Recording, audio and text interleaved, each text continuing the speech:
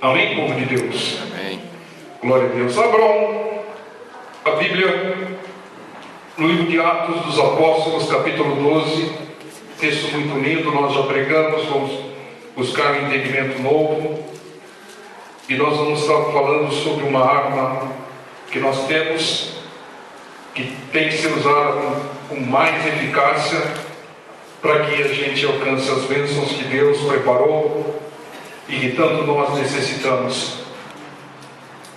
Amém, povo de Deus?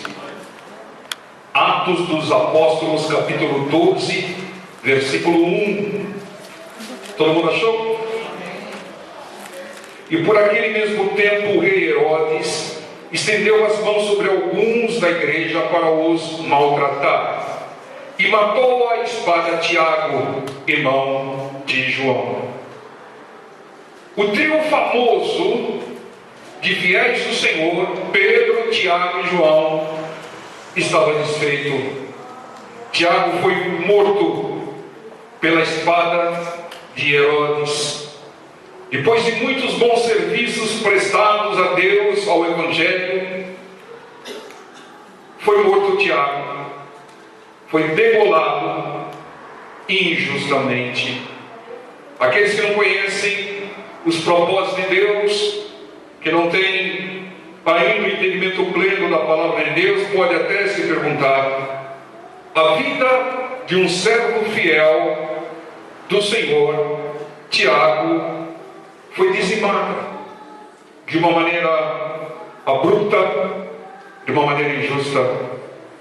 Irmãos, a igreja, aqueles que servem ao Senhor, sempre são perseguidos, sempre são injustiçados, porque o inimigo, ele manipula e forja perseguidores. Ele não nos dá descanso, mas nós sabemos quem está por trás de toda perseguição. Quem é usado pelo inimigo acaba sempre perseguindo quem é usado por Deus. Então, qual é a vantagem em se servir a Deus? Veja o fim que teve Tiago. Alguns que não conhecem o Senhor, os propósitos do Senhor, que não cresceram em espírito e entendimento, podem até perguntar isso, tá? Mas nós que crescemos em espírito, nós sabemos que a morte é bênção. Por favor, ninguém atire o sapato em mim, como fizeram com o Bush, mas a morte é bênção. Mas só para quem serve, crê no Senhor Jesus. Nós sabemos que o paraíso não é aqui. Aqui cada vez mais se parece com o inferno. Tecnologia, a ciência avança, mas a moral se degrada cada vez mais. Hoje a vida humana está valendo cada vez menos. Matam-se, destroem famílias a troco de nada. O mundo jaz no maligno e cada vez mais no maligno. O mundo se parece cada vez mais com o inferno. Então, não há uma bênção maior. Entendam isso. Não há uma bênção maior do que sair daqui. A pessoa que está apegada a esse mundo, a pessoa que se apega às coisas desse mundo, ela não tem a mínima noção da vida abençoada que a espera com o Senhor. Mas ela está tendo a noção que aqui está cada vez mais difícil, complicado de se viver, tá? Então a bênção maior é sair daqui e ir para o paraíso com Deus. Não se apegue àquilo que é passageiro. Essa vida é passageira. Não se apegue. Se apegue às coisas que são eternas, as coisas que ninguém pode tirar de você. A sua comunhão, o seu amor com Deus e a sua vida eterna. O Tiago foi degolado por Herodes, mas ele recebeu a bênção maior, a promoção instantânea, sem dor. Tiago não passou um só minuto na UTI. Que bênção! Ele foi levado aos céus como um arrebatamento.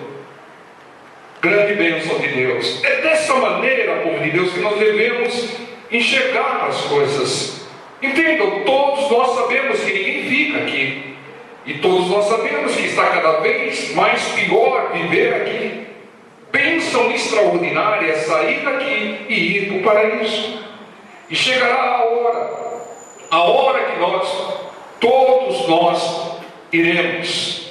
Vai chegar a hora do grande descarte. Nós pregamos no domingo sobre descartar as coisas, não é isso? Descartar tudo aquilo que é ruim, tudo que traz tristeza, tudo que vem do inimigo. Mas Deus preparou um grande descarte para nós, né? Que é a morte. Ninguém leva nada, tudo fica descartado aqui, né? O que leva são informações da alma junto ao espírito, para preservar a identidade, para que nós nos apresentemos ao grande tribunal de Cristo. Mas vai chegar a hora do descarte total.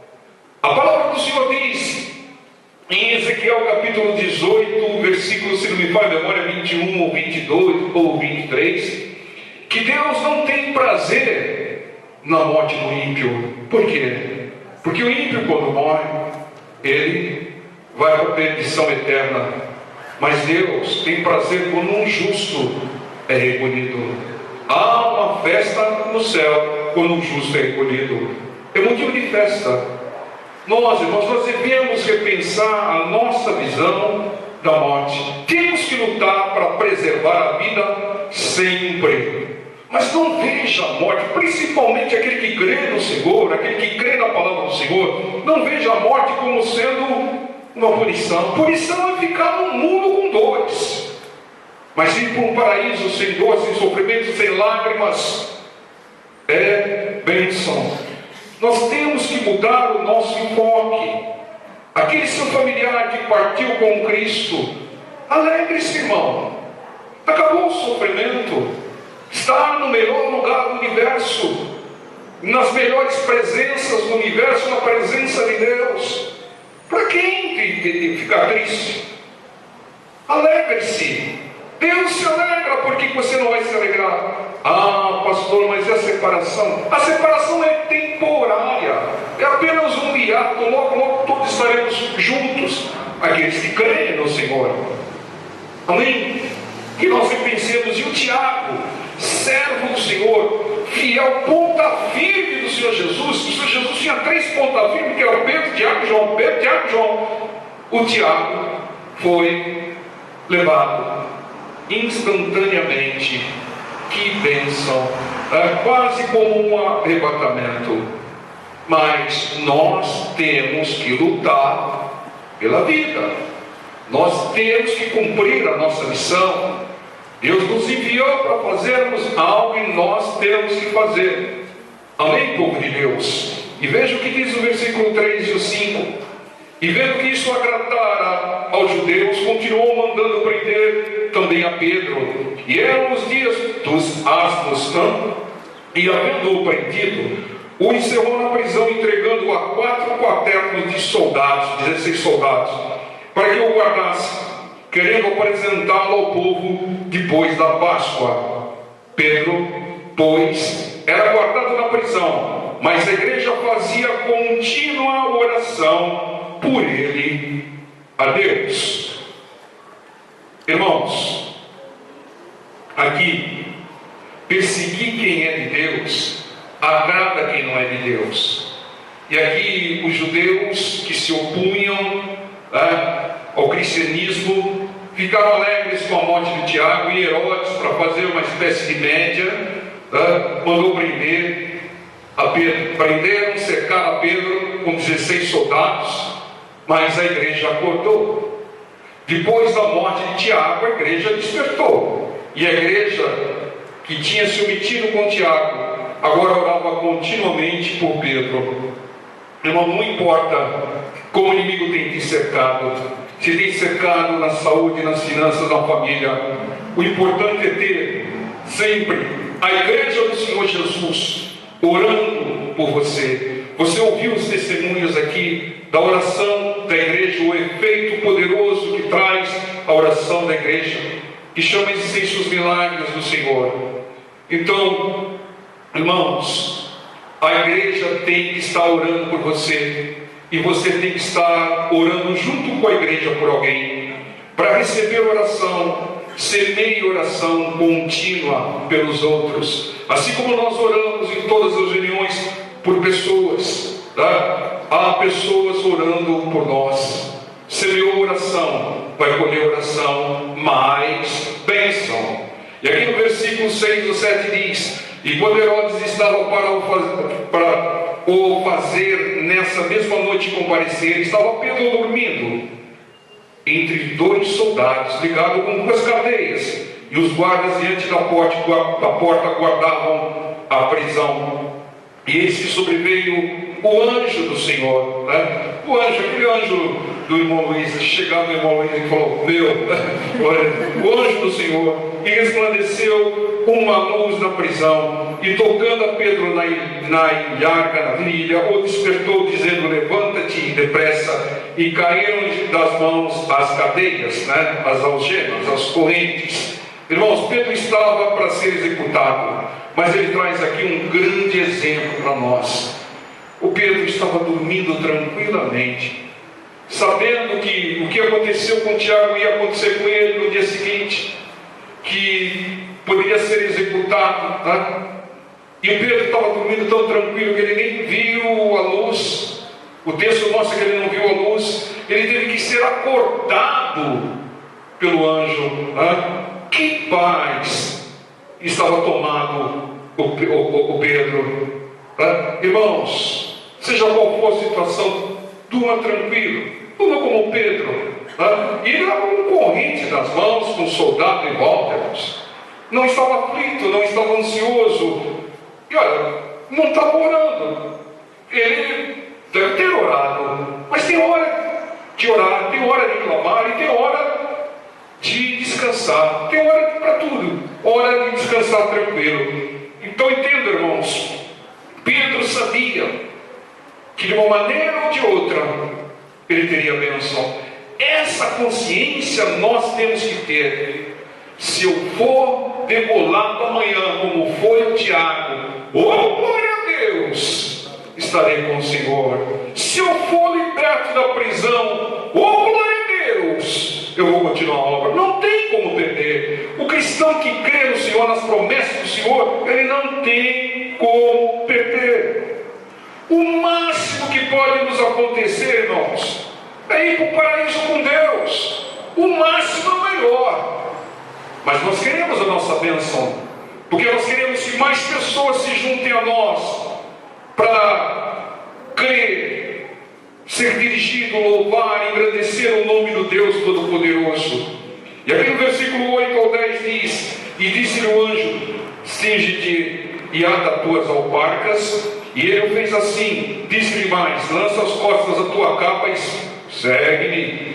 E saindo o seguia, e não sabia o que era real, o que estava sendo feito pelo anjo, mas cuidava que via alguma visão. E quando passaram a primeira e a segunda guarda, chegaram à porta de ferro que dá para a cidade. Porta de ferro, hein? A qual lhes abriu por si mesma. E tendo saído, percorreram uma rua, e logo o anjo se apartou dele.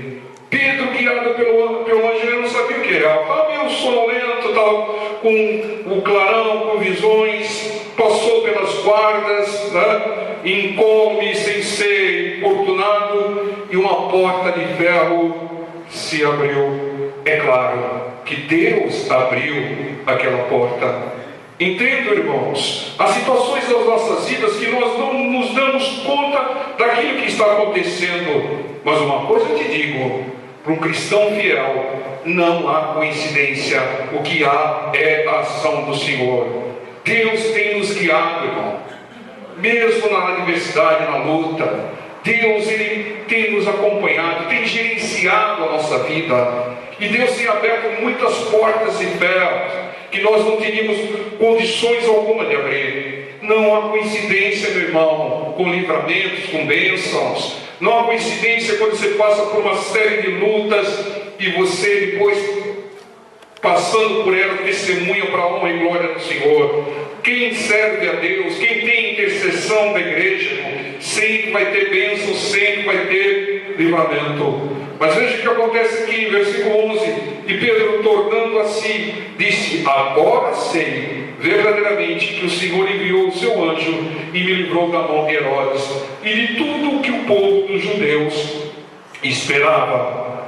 Irmãos, como Pedro, nós só nos damos conta de bênçãos e de livramentos de Deus, do agir de Deus, depois que certas experiências passam. Os testemunhos mostram isso. Nós não vimos Deus agindo na vida do irmão, na vida da irmã, mas nós depois vimos e constatamos que era a ação de Deus respondendo orações. E do versículo 12 ao 16 veio o ponto central da mensagem do Espírito Santo de Deus para nós hoje. E considerando ele nisso, foi à casa de Maria, mãe de João, que tinha por sobrenome Marcos, onde muitos estavam reunidos e oravam. A pessoa estava orando lá. E batendo Pedro à porta do pátio, uma menina chamada Rode saiu a escutar. Fala para o seu irmão do lado: uma menina chamada Rode. Essa menina é importante. E conhecendo a voz de Pedro, de gozo não abriu a porta, mas correndo para dentro, anunciou que Pedro estava à porta. E disseram: estás fora de ti, menina. Mas ela afirmava que assim era. E diziam: é o seu anjo. Mas Pedro perseverava em bater. E quando abriram, viram-no e se espantaram. Oh, irmão, que lição! A igreja toda orava, mas na sua grande maioria era uma oração de incrédulos. Era uma oração de incrédulos. Eles não criam no resultado da oração. Se espantaram com a resposta de Deus, a libertação do Pedro. E a pergunta que fica: eles não criam, se espantaram, falaram: menina, você está doida, como é que eu Pedro? Pedro está preso. E a pergunta que fica é: por que Deus atendeu a oração deles? Se eles não estavam crendo na oração que faziam, se espantaram, não queriam acreditar no testemunho da menina. Irmãos, porque no meio de incrédulos havia uma pessoa que cria, a menina Rode. Deus lhe deu livramento a Pedro em função da oração. Infelizmente, nesse caso, mas não vai acontecer conosco, tá? Deus deu livramento a Pedro em função da oração de uma menina. Por isso que é importante a oração da igreja, porque no meio de tantos há sempre um que crê na oração, há sempre um ou alguns que ora com fé, que tem a certeza da vitória. Entendam? Porque se todos crescem, na hora que a menina falasse dentro da porta, ou já não era sem tempo, nós estamos orando para Deus libertá-lo da prisão, e Deus respondeu a nossa oração. Pode abrir, que é o Pedro mesmo. Aquele que tem mais fé fala: olha, nós estamos orando para o Pedro ser liberto da prisão. Então, cozinheira, põe mais água no feijão aí, que daqui a um pouquinho o Pedro está aí. Nós vamos orar para ele ser liberto. Mas ao contrário disso, eles oravam sem fé. E eles se espantaram com o resultado da oração. Se espantaram. É como aquelas mulheres que testemunharam a ressurreição do Senhor Jesus, que ficaram perplexas. O Senhor Jesus passou a vida toda dizendo que ia ressuscitar no terceiro dia, e elas chegaram no túmulo e ficaram perplexas, porque não criam na palavra do Senhor. E aqui eles não criam na resposta da oração que eles faziam. E tem muito cristão, era a igreja do Senhor, que ora por desencargo de consciência, mecanicamente, ora e não crê no resultado, não espera, não toma posse do resultado. Uma outra pergunta que cabe aqui é: por que Deus deu livramento a Pedro e não o deu a Tiago? Deus tem seus propósitos. Era a hora da promoção de Tiago. Um propósito era esse. Mas a diferença era a intercessão da igreja, ou melhor, a intercessão da menina Rod. Eu tenho certeza que se a menina Rod tivesse orado continuamente pelo Tiago, o Tiago teria sido preservado, ou se não fosse o plano de Deus para aquele momento, a resposta seria diferente. Então entenda, irmãos, Pedro foi liberto porque alguém na igreja estava orando, crendo na resposta de Deus.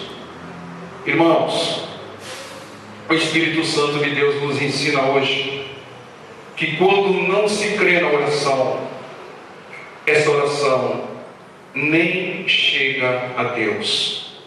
Irmãos, que o Senhor Jesus ele faz uma recomendação aqui em Mateus capítulo 21, versículo 22.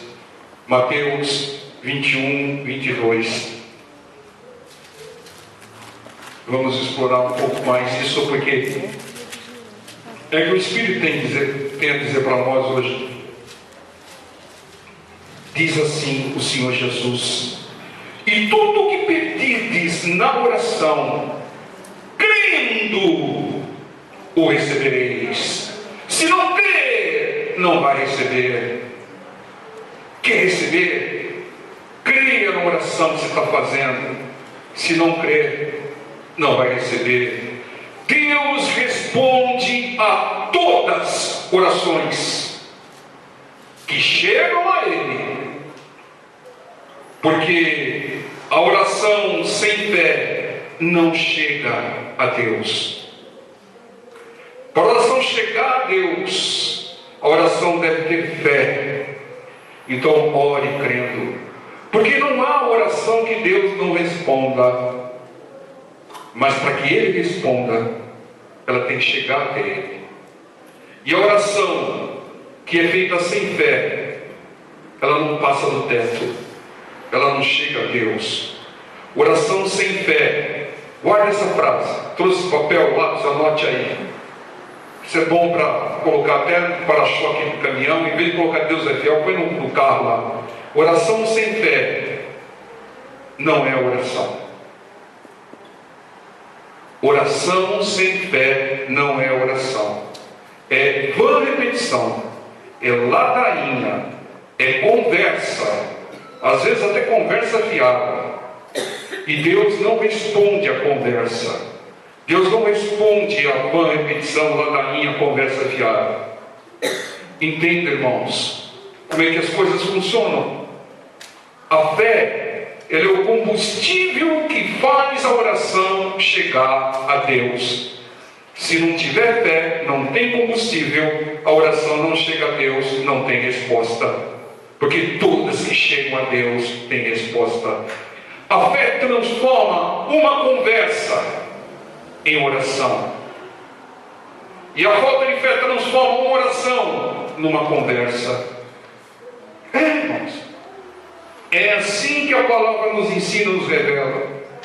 Ore sempre crendo que Deus vai responder. Porque se você não crer, a sua oração não vai chegar a Deus. Vai faltar combustível para que ela chegue. E é por isso que é importante a oração da igreja. Porque quanto mais pessoas orarem, melhor. Não pela quantidade de pessoas, mas pela qualidade. Porque no meio de muitas pessoas sempre tem um que crê na oração. Sempre vai haver uma menina Rod. Irmão, se dependesse dos outros, aqueles que falaram: menina, você está doida, Pedro está preso, menina, você está, é um anjo que veio aí, você está equivocado. Esse, se estivesse orando, o Pedro estaria na prisão, ou teria sido degolado. Pedro estaria perdido, né? Preso ou degolado. Mas glória a Deus que naquela igreja havia uma menina que cria na oração, e Deus respondeu. Então que nós sejamos sábios, porque muitas vezes, em função de circunstâncias, a fé fica abalada. Então ore com quem crê. Fulano ora comigo aqui, ciclano ora comigo, igreja ora comigo, ora por mim, porque sempre vai ter algum ou alguns, e aqui eu creio que tem muitos que creem na oração. A oração sobe como um Sputnik. Sputnik é bom, né? E chega a Deus, e Deus responde a todas. Oh, pastor, mas eu estou orando aqui, Deus não me responde. É porque ela não chegou lá, porque quando chega lá, Deus é amor, Deus é fiel, Deus é educado, Ele responde. Tanto é que Ele responde, né? Que Ele diz lá em Jeremias 33, 3, você sabe de cor, que diz lá: clama a mim e responder-te-ei. Um compromisso que eu tenho, anunciar-te coisas grandes, firmes, seguras, que nem sabes. Deus promete a resposta: clame a mim, mas clame com fé, porque se clamar sem fé, não vai chegar a mim, tá? Deus promete resposta e responde, se a oração chegar a Ele. Entenda, irmãos? Deus é Deus de resposta e resposta positiva. Se houver fé na oração, se ela chegar. Entenda, a fé é o combustível que faz a oração chegar a Deus. E é por isso que o Senhor Jesus diz lá em Mateus 21, 33: e tudo que pedirdes na oração, crendo, o recebereis. Se não crer, não vai receber, porque a oração nem vai sair. Se não crer, aquilo que você chama de oração é uma conversa, é uma boa repetição, é uma ladainha. Oração é aquela que tem fé, aquela que sobe e chega até o Senhor. Então, quando você orar, creia na resposta positiva de Deus, creia na bênção de Deus, creia no milagre de Deus. Agora, se espantar quando o milagre chegar, ficar perplexo, né? É porque alguém com fé creu e você não, né? Entenda, irmãos, nós precisamos melhorar a qualidade da nossa oração, e só há um jeito de melhorar. Não são as palavras bonitas, empoladas, adjetivos que você só encontra no dicionário, não é isso. É a sinceridade, simplicidade e a fé. A fé faz com que a oração chegue a Deus, porque sem fé ela não passa do teto, e aí você não chega ao Senhor, não tem resposta, porque o Senhor estabeleceu a regra. Não esqueça Mateus 21, 22: e tudo que pedirdes na oração, crendo, o recebereis. E o que nós vamos fazer agora? Nós vamos orar crendo, e vamos tomar posse da resposta positiva de Deus, em nome do Senhor Jesus. Amém, povo de Deus? Fiquemos em pé e vamos orar. Glória seja dadas ao Pai.